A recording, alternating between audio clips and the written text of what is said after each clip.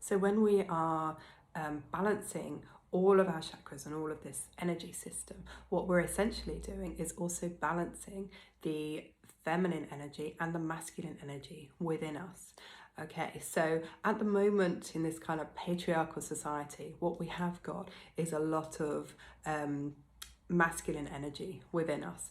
And what we often do is take a lot of action, a lot of the wrong action, because we are, we're taking those steps to try to get equal to men. But the way that we've done it is we are not only taking on our own kind of roles of, as a woman, we are, with a mother, we take on the roles of the home, the family, the children. We also go out to work, and we're taking action on all of these things, and we're saying yes to everything, and it's leaving us exhausted, it's leaving us burnt out. And what we really want to do is kind of rise a bit more in our feminine energy and tone the masculine energy down a little bit. And if we were looking back from the matriarchy kind of society and the way it was maybe pre-Christian, more pagan, we would have been much more in tune with our feminine energy. This is where we would have been more in tune with the cycles of nature. We would have worked with the seasons, the almanac of the seasons much more. We'd work with the moon energy, that's feminine energy. We planted by the cycles of the moon. The harvest festival and so on happened at certain points of the moon. That we got the harvest moon, and that's when all the crops were ready. We were so much more in tune, working with nature, and this just being in nature kind of reduces that anxiety. It makes us feel more peaceful. It slows us down a little bit because we've got to go with the flow, as it were.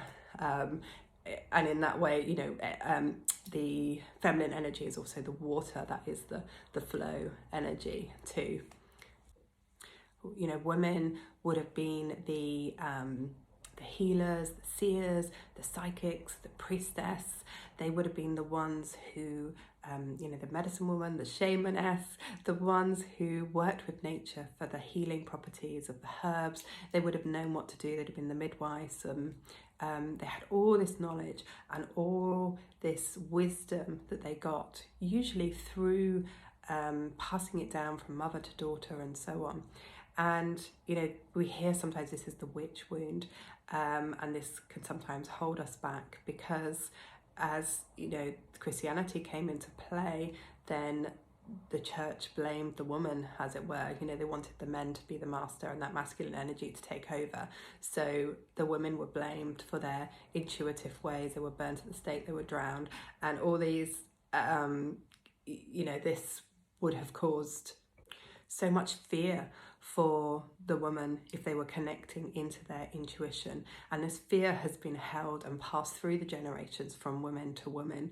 And, it plays now in us. It's where women no longer support each other. It's where we, make judgments on other women. We almost play ourselves off, and we keep this patriarchy society going.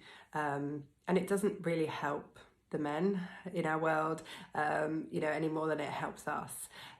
So what we should be doing ideally is rising and bringing that energy of our feminine back into balance, and relying on our intuition to lead us, trusting that we're taking the right steps in the past and following those little signs and synchronicities that come into our life.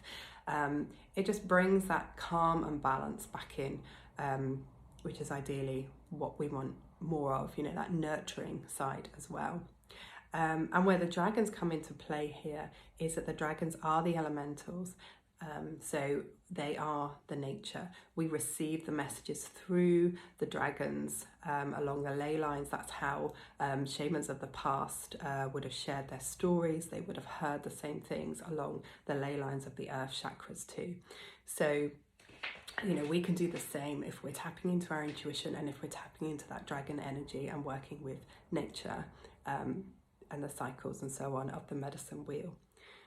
So if we want to bring that balance of the masculine energy, we still need masculine energy, because the feminine energy is great at creating and coming up with ideas. But for us to take those steps forward, we have to take action. So we need that masculine energy, and we need it in balance. But the idea is that we stop taking all this action where we keep saying yes to everyone, because every time you say yes to someone else, you're actually saying no to yourself.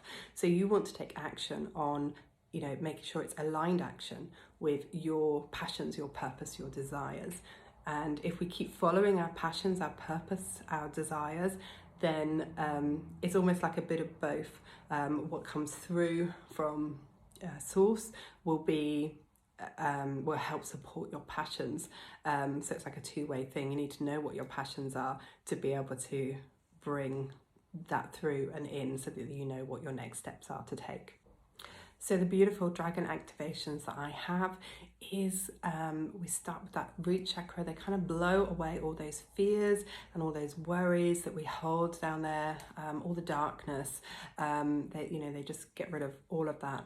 And again, as they move up into the sacral, they help you with your kind of creative energy and deciding what it is that you want to be creative with. It moves up into that sacral energy, and it helps just make those aligned action. It helps blow away any power that we're giving away of ourselves, and it helps you draw back your personal power so that you stand in your own power and you take the action that you need to. You start to put boundaries in place and you start to say no. The dragon then helps us as we come into our heart chakra, and this time it's helping us create awareness with our desires. Our heart is our breath. We breathe in life, we breathe out life. And then, the dragons, they've given me this lovely qigong activation, which helps use a certain breath that helps to just bring that calm, and allows us to be in that place as the observer. It allows us to take that step back and see exactly where we are, where our perception is, and where our emotions are, where we can see our mirror, as in when we see things that trigger us, that make us upset, make us angry, when we see things in front of other people.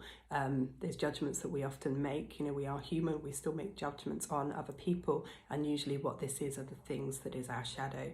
It's a thing that we don't want to see about ourselves, and it's that disconnection of ourselves. So we want to pull all that back together, to create us back as one, to make us whole again and back in balance. So being that observer allows us to see this in all those different parts of our chakras.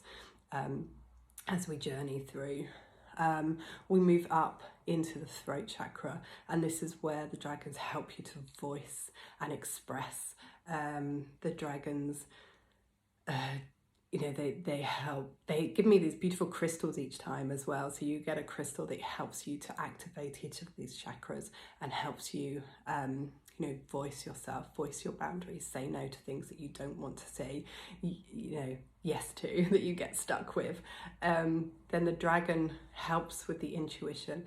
They have given me these paths that you take. You have to make a choice of which path it is that you want to take, and they're quite clever in what they've done with those paths, because they're showing me that actually it doesn't matter which path we take, all the paths lead to the same way. So we can either take the long road, we can take the short road, or we can take the right road. It doesn't really matter.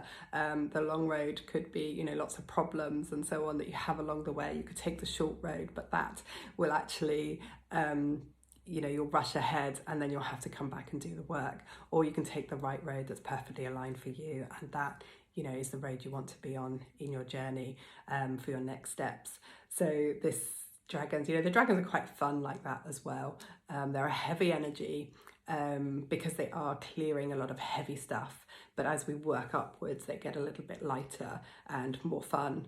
And then we have the crown, the dragon that came in for the crown, and this is kind of helping you see unity. It's helping you connect more with others, and again, clearing away anything that isn't in alignment for us, so that we can really see those ideas and things that we want to bring in follow, bringing down into our intuition and follow for our next steps.